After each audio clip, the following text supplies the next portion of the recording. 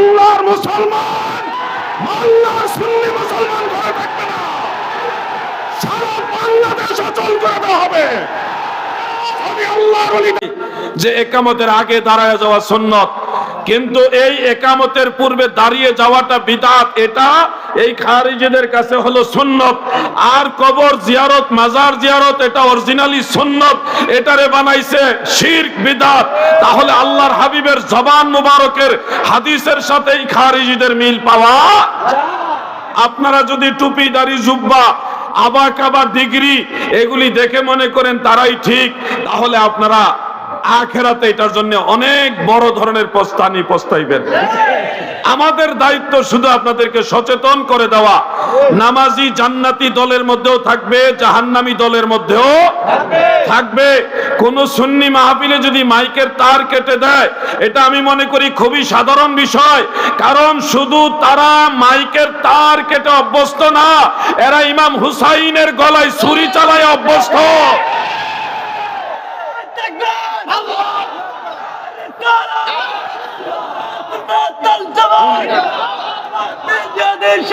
আমার নাম না, আপনাদেরকে সচেতন করে দিচ্ছি, সতর্ক করছি আখিরাতের ব্যাপারে।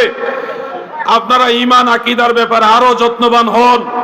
বাংলাদেশে যতগুলো সুন্নি দরবার আছে, যতগুলি সুন্নি মুমিন মুসলমান আছে, আপনারা যদি কাঁধে কাঁধ মিলান, হাতে হাত মিলান, সবাই একসাথে নারায়ে রিসালাতের স্লোগান দেন, তাহলে এই বাংলাদেশে ইবনু আব্দুল ওয়াহ্হাব নজদির দালালদের কোন ধরনের রাজত্ব চলবে।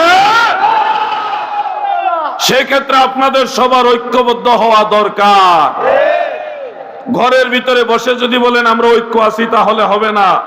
যখন ডাক আসবে, তখন আল্লাহর হাবিবের মহব্বতে কারবালার চেতনা অন্তরে ধারণ করে সুন্নিয়তের স্বার্থে ময়দানে নামতে পারবেন ইনশাআল্লাহ।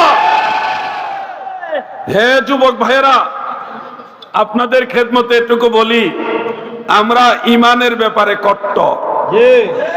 আমরা সুন্নি যারা, ঈমানের ব্যাপারে আমরা কট্টর। একটা প্রশ্ন করি যুবক ভাইরা, আপনারা উত্তর দিবেন। প্রশ্নটা কি করব? কেউ যদি আপনাকে বলে আল্লাহ রসুলের সাথে বেয়াদবি করতে, করবেন? আমি আবার জিজ্ঞাসা করছি, কেউ যদি আল্লাহর হাবিব রাহমাতুল লিল আলামিন নবীর সাথে বেয়াদবি করতে বলে, আপনি কি বেয়াদবি করবেন? এই জায়গাটাই আমাদের মূল সমস্যা, আমরা বেয়াদবি করতে পারি না। একজনের একটা ওয়াজ আপনাদের শোনাই। কে ওয়াজ করছে? যারা জানেন জানেন, না জানলে সবার জানার দরকার নাই। যে আল্লাহর হাবিব রাসূল করিম সাল্লাল্লাহু আলাইহি ওয়াসাল্লাম, তিনি কাউবয় ছিলেন, তিনি রাখাল ছিলেন। এমনকি আল্লাহ রসুল সাল্লাল্লাহু আলাইহি ওয়াসাল্লাম সহ সব নবীরা ভেড়া বকরি চড়াইছেন। এটার মূল কারণ হলো ভেড়া বকরি এরা খুবই বক্র স্বভাবের হয়, একদিকে টানলে আরেক দিকে যাইতে চায়, আলোর মধ্যে থাকলে ছায়াতে যেতে চায় না, ছায়াতে থাকলে আলোতে যেতে চায় না। এই যে বক্র স্বভাবটা ওনারা সঙ্গ দিয়ে ওনারা শিখলেন যে মানুষ আরো বেশি বক্র, মানুষকে কন্ট্রোল করতে হবে। এই কারণে নবীরা রাখাল ছিলেন বা রাখালি করেছেন। আপনাদের কাছে আমি আবার প্রশ্ন করি, আল্লাহর নবী রাহমাতুল লিল আলামিনের শিক্ষককে? ভেড়া বকরির রাখালি করে নবীজি ভেড়া বকরিলের কাছ থেকে শিখছেন মানুষের সাথে কেমনে চলা লাগবে, তাদের কেমনে কন্ট্রোল করা লাগবে। তাহলে বলেন নবীজির শিক্ষক কাকে বানানো হয়েছে? কথা বুঝতেছেন? আমাদের দয়াল নবীর শিক্ষক একমাত্র আল্লাহ। দুনিয়ার কারো কাছ থেকে আমার নবীজি শিক্ষা অর্জন করেননি। আর আপনাকে কি সুন্দর ওয়াজ দিচ্ছে যে ভেড়া বকরি এইভাবে চড়াই আল্লাহ রসুল শিখছে মানুষের সাথে কিভাবে চলতে হবে, মানুষকে কিভাবে কন্ট্রোল করতে হবে। আরে রাহমাতুল লিল আলামিনের শিক্ষক কাদেরকে বানানো হয়েছে?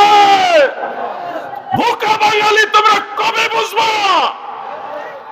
ব্যক্তি অমুকের সাথে আমাদের কোনো শত্রুতা নেই, ব্যক্তি অমুকের সাথে আমাদের কোনো বিরোধ নেই।